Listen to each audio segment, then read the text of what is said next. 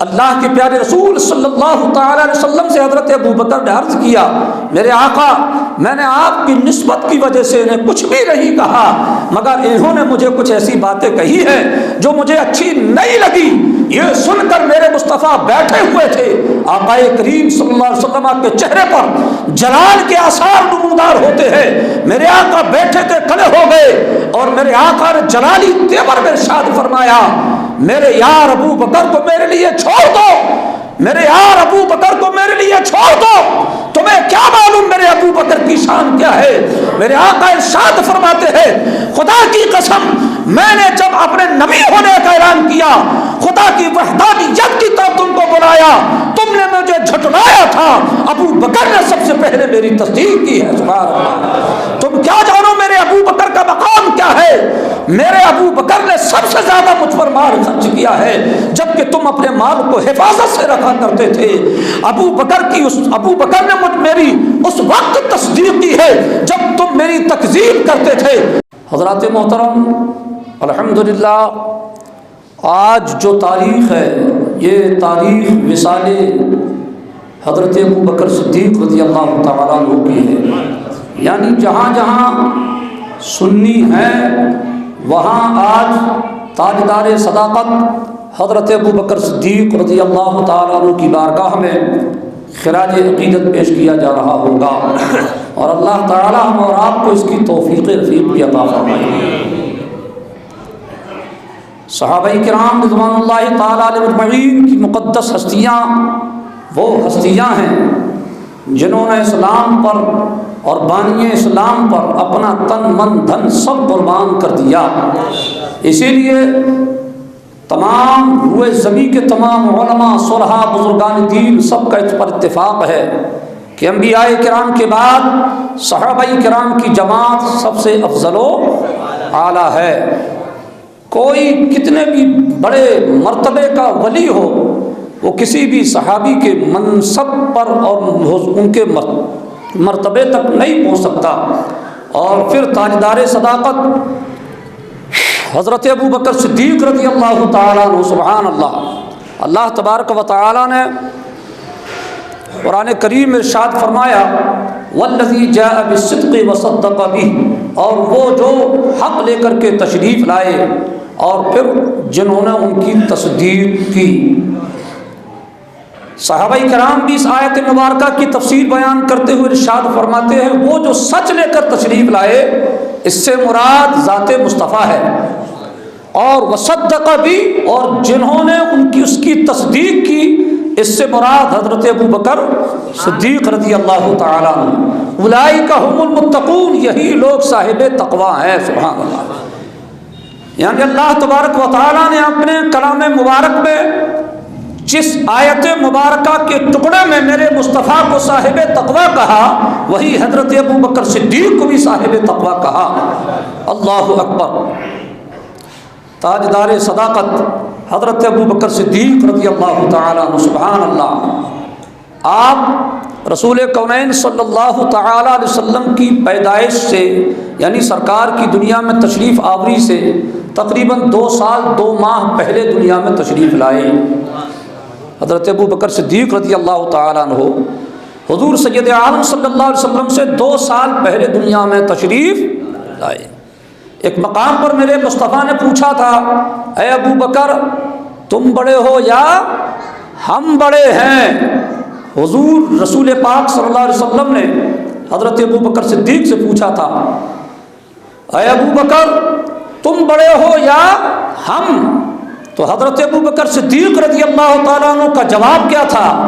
عرض کرتے ہیں، یا رسول اللہ بڑے تو آپ ہی ہیں۔ سبحان اللہ، جملے پر غور کریں، سبحان اللہ، ورنہ عام طور سے عمر کے اعتبار سے اگر کوئی کہتے میں اس سے بڑا ہوں تو اس کا مطلب یہ نہیں کہ وہ ہر حیثیت سے بڑا ہے، یہ مطلب ہرگز نہیں ہوتا، مگر میرے مصطفیٰ کا اللہ تبارک و تعالیٰ نے جسے نائب بنایا وہ ابو بکر صدیق رضی اللہ تعالیٰ عنہ کیا عرض کرتے ہیں، یا رسول اللہ بڑے تو آپ ہی ہیں مگر میری عمر آپ سے زیادہ ہے۔ سبحان اللہ، بڑے تو آپ ہی ہیں مگر میری عمر آپ سے زیادہ ہے۔ حضرت ابو بکر صدیق رضی اللہ تعالیٰ عنہ کا نام نامی اس میں گرامی عبداللہ تھا، عتیق آپ کا یہ لقب ہے، صدیق یہ آپ کا لقب ہے، یار غار مصطفیٰ یہ آپ کا لقب ہے۔ اللہ اکبر۔ حضرت ابو بکر صدیق رضی اللہ تعالیٰ عنہ آپ اپنے آباء و اجداد میں آگے چل کر 10ویں پشت میں حضور سید عالم صلی اللہ علیہ وسلم کے آباء و اجداد سے آپ کا نسب مبارک مل جاتا ہے، یعنی 10ویں پشت میں جا کر وہ جو نسل چلی ہے اسی میں حضرت ابو بکر صدیق اور حضور سید عالم صلی اللہ علیہ وسلم کے آباء و اجداد جا کر کے ایک ہو جاتے ہیں۔ درود پاک پڑھیں جا اللہم صلی علی سیدنا مولانا محمد وعلی آل سیدنا مولانا محمد وبارک وسلم۔ صلاۃ و سلام علیک یا رسول اللہ صلی اللہ تعالی علیہ وسلم۔ صحابہ کرام رضوان اللہ تعالی علیہم اجمعین بیان فرماتے ہیں کہ ہم حضور کے زمانے میں، حضور کی ظاہری حیات مبارکہ میں بھی جب صحابہ کرام کے بارے میں بیان کرتے تو ہم حضور کے سامنے یہ کہتے کہ ابو بکر صدیق تمام صحابہ میں سب سے افضل ہے، حضرت عمر ان کے بعد ہیں، اور میرے مصطفیٰ یہ سن کر کے کبھی ناراض نہ ہوتے، کبھی اسے رد نہ فرماتے، بلکہ آقا اسے پسند فرمایا کرتے۔ شیعہ ایک مذہب ہے، شیعہ ایک فرقہ ہے جو صحابہ کرام کا حد درجہ گستاخ ہے۔ حضرت ابو بکر صدیق، حضرت عمر فاروق اعظم کو تو وہ کھلے لفظوں میں گالیاں بکتے ہیں۔ ان کا دعویٰ یہ ہے کہ حضرت علی جو ہے حضرت ابو بکر اور حضرت عمر سے بھی افضل ہے۔ دنیا کے تمام اہل ایمان کا متفقہ فیصلہ ہے کہ صحابہ کرام میں سب سے افضل و اعلیٰ مرتبہ اللہ نے حضرت ابو بکر صدیق کو عطا فرمایا ہے۔ ہم اور آپ بھی جب خطیب خطبے کو جمعہ کے دن پڑھتا ہے تو افضل البشر بعد الانبیاء بالتحقیق امیر المؤمنین ابی بکر صدیق رضی اللہ تعالیٰ عنہ، حضرت ابو بکر صدیق رضی اللہ تعالیٰ عنہ کو تمام صحابہ سے افضل کہتے ہیں، بلکہ ایک مقام پر میرے مصطفیٰ نے صاف طور پر حضرت ابو بکر، پھر حضرت عمر، پھر حضرت عثمان غنی، پھر حضرت علی شیر خدا کو ترتیب کو بیان فرمایا۔ اس پر کسی کا کوئی اختلاف نہیں ہے۔ اللہ رب العزت حضرت ابو بکر صدیق و دیگر صحابہ کرام رضوان اللہ تعالیٰ علیہم اجمعین کے احترام کی ہم اور آپ کو توفیق رفیق عطا فرمائے۔ حضرت ابو بکر صدیق رضی اللہ تعالیٰ عنہ زمانہ جاہلیت میں بھی شراب اور جوئے اور جو زمانہ جاہلیت کی بری رسمیں تھیں ان سے آپ اسلام لانے سے پہلے بھی بہت دور تھے، یعنی رسول پاک علیہ السلام کی تشریف آوری سے پہلے، زمانہ جاہلیت سے پہلے شراب عام طور سے پی جاتی تھی، جوا کھیلا جاتا تھا، سود اور بیاج دیا جاتا تھا، یہ کوئی عیب نہ تھا، مگر حضرت ابو بکر صدیق رضی اللہ تعالیٰ عنہ اس زمانے میں بھی نہ کبھی آپ نے شراب پیا، نہ کبھی جوا کھیلا، نہ سود اور بیاج سے آپ کا کوئی تعلق تھا۔ اللہ اکبر۔ میرے آقا علیہ الصلوۃ والسلام نے جب اعلان نبوت فرمایا اس وقت حضرت ابو بکر صدیق رضی اللہ تعالیٰ عنہ تجارت کے تعلق سے باہر گئے ہوئے تھے، وہاں پر آپ نے خواب دیکھا، خواب بتانے والے سے اس کی تعبیر پوچھی، اس کی تعبیر بتانے والے نے کہا کہاں کے رہنے والے ہو؟ کہا مکہ کے رہنے والا ہوں۔ کیا نام ہے؟ یہ نام ہے۔ ساری ڈیٹیل پوچھنے کے بعد اس نے کہا اے ابو بکر مبارک ہو، تمہارے ہی خاندان پریوار میں، تمہارے ہی کنبے پریوار میں ایک نبی پیدا ہوئے ہیں جنہوں نے اعلان نبوت بھی کر دیا ہے، تمہیں اس پر ایمان لانا ہے۔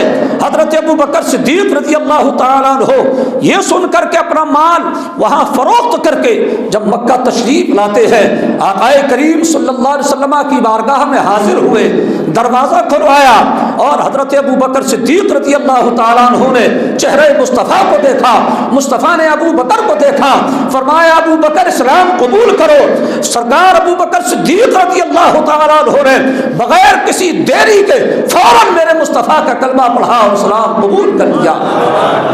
اسی لیے تو میرے آقا علیہ الصلوۃ والسلام ارشاد فرمایا کرتے تھے اگر میں اپنے تمام ماننے والوں کا، خدا کی تمام مخلوقات کا ایمان ایک پلے میں رکھ دوں اور دوسرے پلے میں ابو بکر کا ایمان رکھوں، ان तमाम लोगों से ज्यादा मेरे अबू बकर का ईमान भारी होगा। सुभान अल्लाह। मेरे आका फरमाया करते थे सुभान अल्लाह, मैंने जिसको भी इस्लाम की दावत दी है उसने मुझसे दलील मांगी है, मोजज़ा मांगा है और भी कई तरह की बातें की है, मगर मेरा ये यार गार अबू बकर है, जब मैंने इसे इस्लाम की दावत पेश की है बगैर किसी देरी के उन्होंने इस्लाम को कबूल फरमा लिया है। अल्लाहु अकबर। एक दिन हज़रत अकील इब्न अबी तालिब रज़ियल्लाहु ताला अन्हु और हज़रत अबू बकर सिद्दीक़ रज़ियल्लाहु ताला अन्हु में कुछ बातें हो गई, हल्की फुल्की नोक झोंक हो गई। हज़रत अबू बकर सिद्दीक़ रज़ियल्लाहु ताला अन्हु ने उन्हें सिर्फ इस वजह से कुछ न कहा कि ये रसूल पाक के चचा के बेटे हैं, इस निस्बत की वजह से हज़रत अबू बकर सिद्दीक़ रज़ियल्लाहु ताला अन्हु ने उन्हें कुछ न कहा, उन्होंने जो चाहा हज़रत अबू बकर सिद्दीक़ रज़ियल्लाहु ताला अन्हु को कह दिया। मेरे आका अलैहिस्सलातु वस्सलाम की बारगाह में हज़रत अबू बकर सिद्दीक़ हाजिर हुए, अर्ज़ किया या रसूल अल्लाह, मुझसे अकील से कुछ बातें हो गई हैं और उन्होंने मुझे ये कहा है। मेरे आका अलैहिस्सलातु वस्सलाम की बारगाह में हज़रत अकील भी हाजिर हो गए। अल्लाह के प्यारे रसूल सल्लल्लाहु ताला अलैहि वसल्लम से हज़रत अबू बकर ने अर्ज़ किया, मेरे आका, मैंने आपकी निस्बत की वजह से इन्हें कुछ भी नहीं कहा, मगर इन्होंने मुझे कुछ ऐसी बातें कही हैं जो मुझे अच्छी नहीं लगी। ये सुनकर मेरे मुस्तफ़ा बैठे हुए थे, आक़ाए करीम सल्लल्लाहु अलैहि वसल्लम के चेहरे पर जलाल के आसार नमूदार होते हैं। मेरे आका बैठे थे, खड़े हो गए और मेरे आका ने जलाली तेवर में इरशाद फरमाया, मेरे यार अबू बकर को मेरे लिए छोड़ दो, मेरे यार अबू बकर को मेरे लिए छोड़ दो।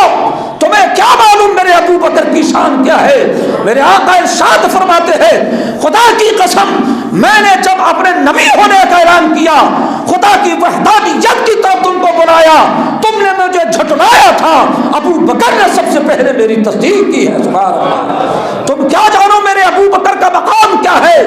मेरे अबू बकर ने सबसे ज्यादा मुझ पर माल खर्च किया है, जबकि तुम अपने माल को हिफाजत से रखा करते थे। अबू बकर ने मेरी उस वक्त तस्दीक की है जब तुम मेरी तकजीब करते थे। अल्लाह की कसम, मैं देख रहा हूँ तुम्हारे घरों में अंधेरा है, मेरे अबू बकर के घर में रहमत और वार की बारिशें हो रही है। मेरे आका अलैहिस्सलातु वस्सलाम हज़रत अबू बकर सिद्दीक़ रज़ियल्लाहु ताला अन्हु की फजीलत को बड़े प्यारे और निराले अंदाज में बयान फरमाते हैं। सुभान अल्लाह। ये अबू बकर सिद्दीक़ प्यारे कि हज़रत उमर भी जब उनका जिक्र करते थे तो रोने लगते थे, हज़रत उस्मान गनी भी उनका जिक्र करते, उनकी आंखों में आंसू भर आया करते। हज़रत अली शेर खुदा रज़ियल्लाहु ताला अन्हु एक मरतबा मेरे अबू बकर का बयान कर रहे हैं, बयान करते करते ऐसी बात आप बयान करते हैं, अपनी चादर मुबारक से आप अपनी आंखों को ढक लेते हैं और इतना रोते हैं हजरत अबू बकर का बयान करके कि आपकी दाढ़ी मुबारक से आंसू बहने लगते हैं, आंसू के कतरात टपकने लगते हैं।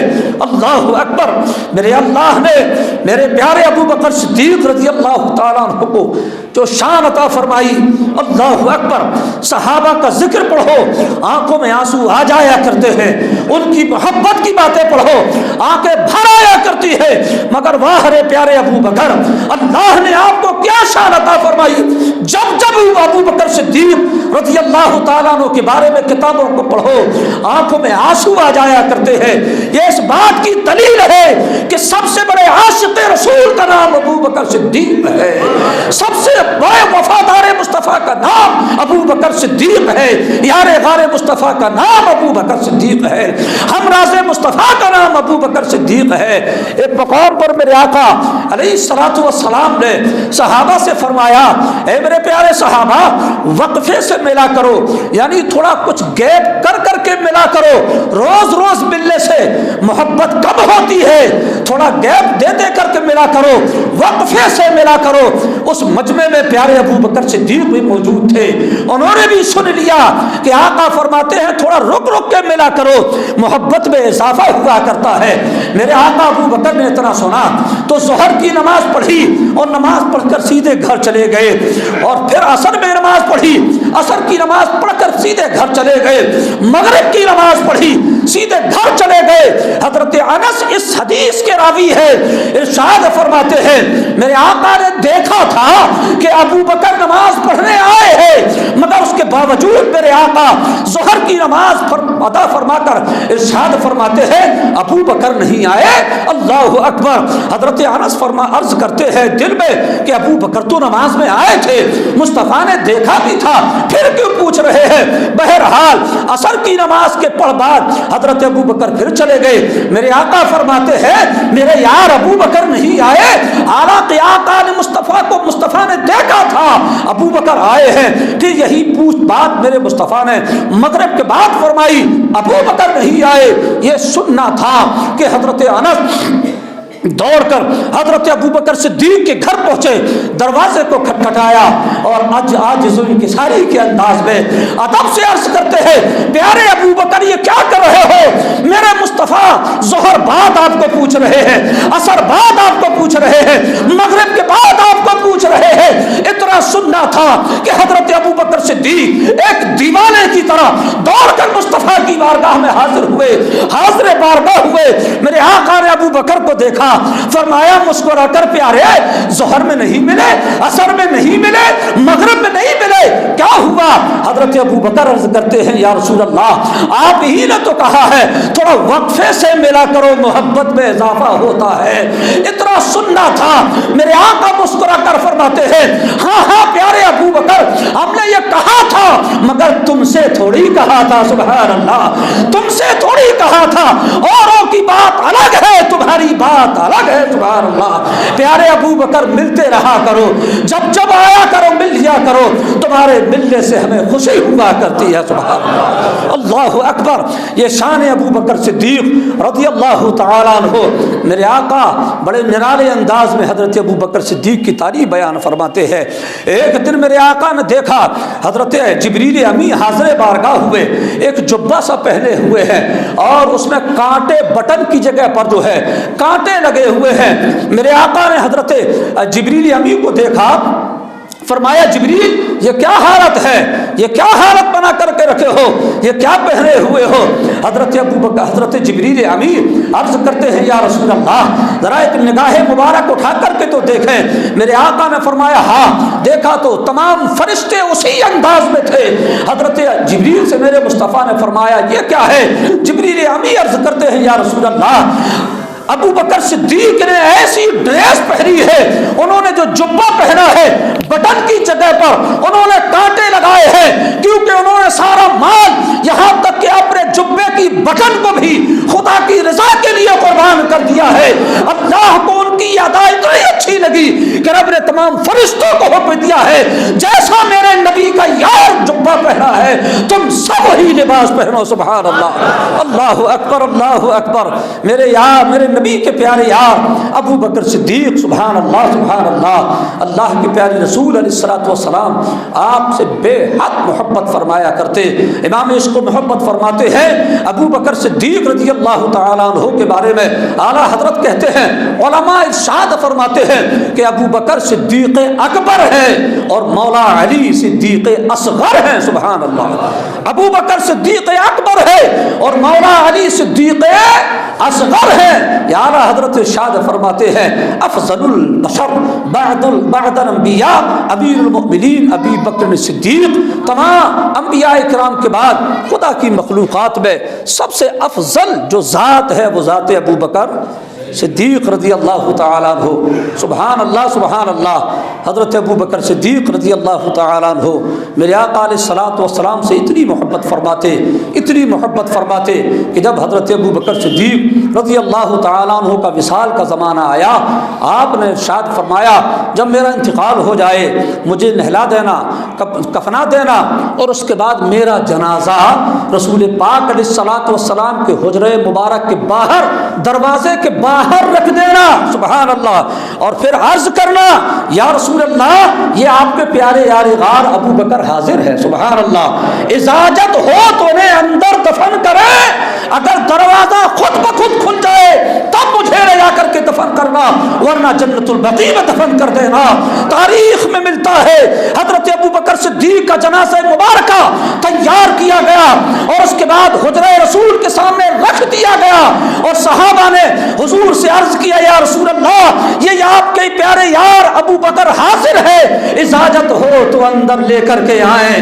بس اتنا عرض کرنا تھا کہ زندہ نبی کی بارگاہ کا، اس زندہ نبی کی بارگاہ کے میرے آقا کے دروازے روضہ مبارک کا وہ دروازہ جو ابھی تک بند تھا، صحابہ نے جیسے ہی اتنا کہا دروازہ خود بخود کھل جاتا ہے، سبحان اللہ، دروازہ کھلتا ہے، اندر سے آواز آتی ہے ادخل الحبیب الی الحبیب فإن الحبیب حبیب مشتاق، محبوب کو محبوب سے ملا دو، محبوب اپنے محب کا انتظار کر رہا ہے۔ اللہ اکبر، دروازہ بھی کھلا، پھر یار غار مصطفیٰ حضرت ابو بکر صدیق رضی اللہ تعالیٰ عنہ کو حضور کے حجرہ مبارکہ میں سپرد خاک کیا گیا۔ امام زین العابدین رضی اللہ تعالیٰ عنہ سے کسی نے پوچھا کہ ابو بکر و عمر کا مقام مصطفیٰ کے نزدیک کیا ہے؟ ابو بکر و عمر کا مقام مصطفیٰ کے نزدیک کیا ہے؟ یہ وہ زین العابدین ہیں شیعہ جنہیں بہت مانتے ہیں اپنے اعتبار سے، ان کی بات کو کبھی غلط نہیں سمجھتے، وہ حضرت امام زین العابدین رضی اللہ تعالیٰ عنہ سے پوچھا گیا مقام ابو بکر و عمر مصطفیٰ کے نزدیک کیا ہے؟ فرمایا وہی جو اب ہے، سبحان اللہ، وہی جو اب ہے، یعنی ابھی وہ کہاں ہے؟ کہا گیا وہ تو پہلوئے مصطفیٰ میں ہے، سبحان اللہ۔ بس اس سے سمجھ لو کہ مصطفیٰ کے نزدیک مقام ابو بکر و عمر کیا ہے۔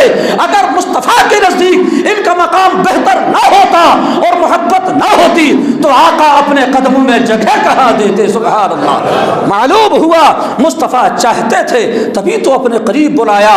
حضرات اہل سنت والجماعت کا ایمان اور عقیدہ یہ ہے سب سے افضل ابو بکر، پھر حضرت عمر، پھر حضرت عثمان غنی، پھر حضرت مولا علی۔ یہ بات خود حضرت علی شیر خدا رضی اللہ تعالیٰ عنہ نے بیان فرمائی۔ جب انہوں نے سنا کہ لوگ مجھے ابو بکر و عمر سے افضل بیان کرتے ہیں، منبر پر تشریف لائے، خدا کی حمد و ثنا بیان کی، اور اس کے بعد ارشاد فرمایا اے لوگوں ہم نے سنا ہے کہ لوگ ہمیں ابو بکر و عمر سے افضل بتاتے ہیں، اگر ہم نے یہ بات پہلے نہ بیان کرتی ہوتی تو افضل بتانے والوں کو، یعنی مجھے ابو بکر و عمر سے افضل بیان کرنے والوں کو ہم 80 کوڑے مارتے، مگر چونکہ ہم نے یہ بات اس سے پہلے بیان نہیں کی ہے، آئندہ اگر کوئی یہ کرتا ہے تو 80 کوڑے علی اسے مارے گا جو علی کو ابو بکر و عمر سے افضل بتائے گا، سبحان اللہ۔ الحمدللہ ہمیں میدان قیامت پہ حضرت علی رضی اللہ تعالیٰ عنہ کا قرب حاصل ہوگا اور شیعوں کو 80 کوڑے پڑیں گے۔ الحمدللہ الحمدللہ الحمدللہ۔ اللہ رب العزت اس پیارے کے صدقے و جملہ صحابہ اہل بیت کے صدقے ہم اور آپ سب کی ایمان اور عقیدے کی حفاظت فرمائے اور ہم سب کو صراط مستقیم پر چلنے کی توفیق عطا فرمائے۔ السلام علیکم۔